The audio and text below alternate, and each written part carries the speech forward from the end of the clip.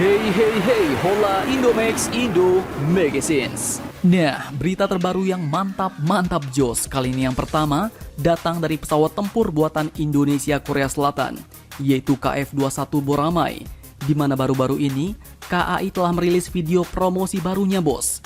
Dan dijelaskan juga ternyata KF-21 dalam perkembangannya kini akan ditingkatkan lagi ke tingkat yang sama dengan pesawat generasi kelima seperti F-35.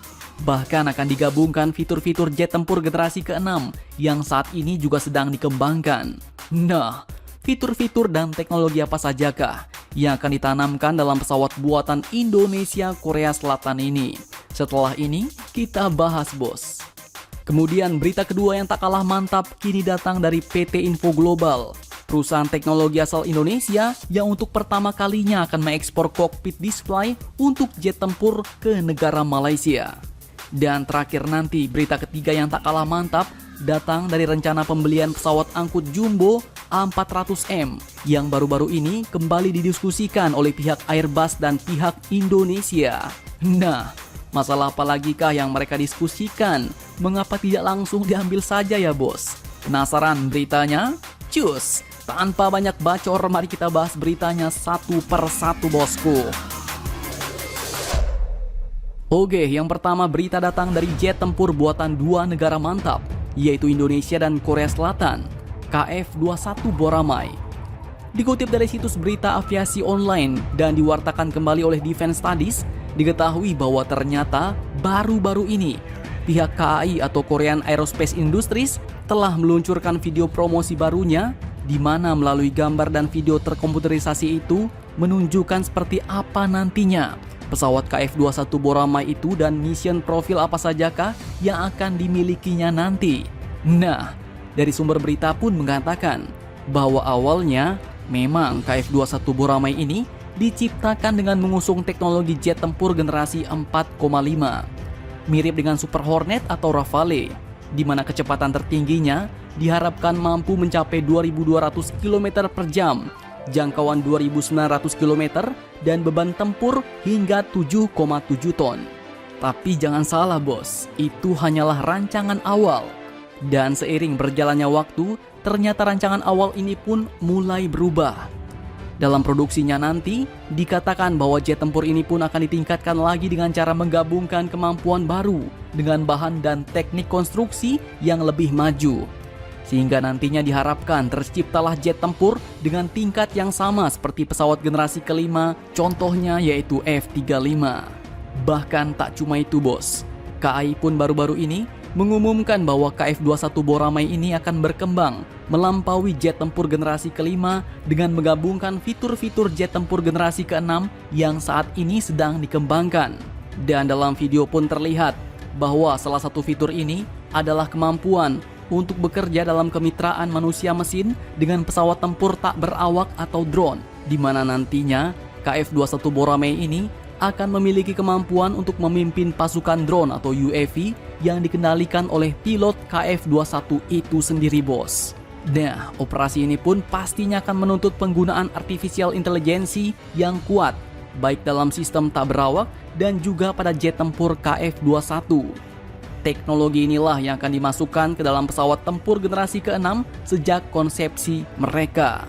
Nah, semakin lama semakin canggih nih bos. Tak disangka, jet tempur KF-21 ini pun juga berkembang mengikuti kemajuan zaman.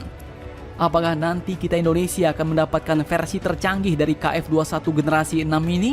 Mari kita doakan, semoga berhasil dan mari kita tunggu saja kelanjutannya bos. Oke, berita kedua datang dari perusahaan teknologi pertahanan swasta Indonesia yang bergerak dalam bidang avionik pesawat tempur militer, yaitu PT Info Global.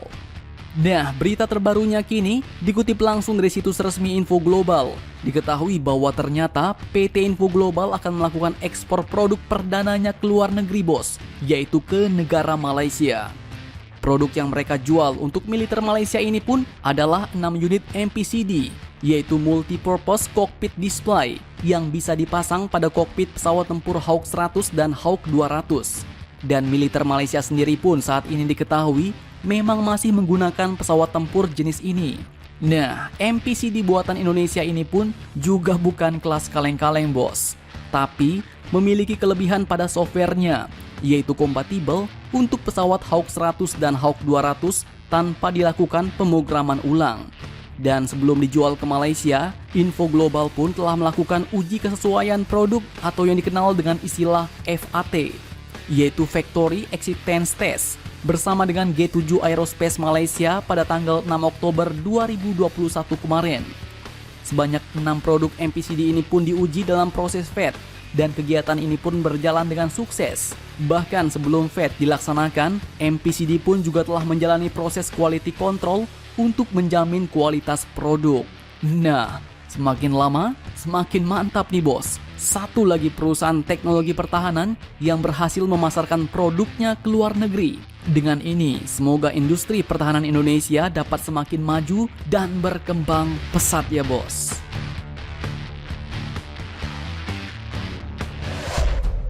Oke, yang terakhir berita ketiga tak kalah mantap datang dari rencana pembelian pesawat angkut jumbo A400M Airbus. Dikutip dari Gens.com, diketahui bahwa Indonesia telah meninjau kembali rencana untuk pengadaan armada pesawat Airbus A400M demi meningkatkan kemampuan pengangkutan udara militernya. Meskipun belum deal, namun negosiasi ini pun sekarang sedang dalam pembicaraan untuk memutuskan apakah badan pesawat juga dapat memenuhi untuk persyaratan pengisian bahan bakar dalam penerbangannya nanti. Artinya nih bos, selain diperuntukkan sebagai pesawat angkut militer, Indonesia pun mengharapkan pesawat A400M Airbus ini nantinya juga dapat melakukan pengisian bahan bakar di udara. Jadi, dua peran sekaligus dalam satu pesawat bos. Masalah ini pun dibahas pada pertemuan virtual antara Direktorat Jenderal Potensi Pertahanan Kementerian Pertahanan Indonesia dan perwakilan dari Airbus Indonesia pada tanggal 1 Oktober 2021 kemarin. Nah, sebelumnya pada bulan Juni 2021, Kementerian Keuangan atau Kemenq pun telah memberikan persetujuan kepada negara Indonesia untuk mendapatkan pinjaman luar negeri hingga 700 juta US dollar untuk pengadaan 2 kapal tanker udara Angkatan Udara Indonesia. Dan mengingat persyaratan luar biasa dari TNI Angkatan Udara untuk plafon pengangkutan udara militer yang lebih banyak, A400M pun telah diusulkan sebagai jenis pesawat yang sesuai oleh Airbus Indonesia, mengingat kemampuannya untuk melakukan kedua peran tersebut, yaitu angkut dan tanker.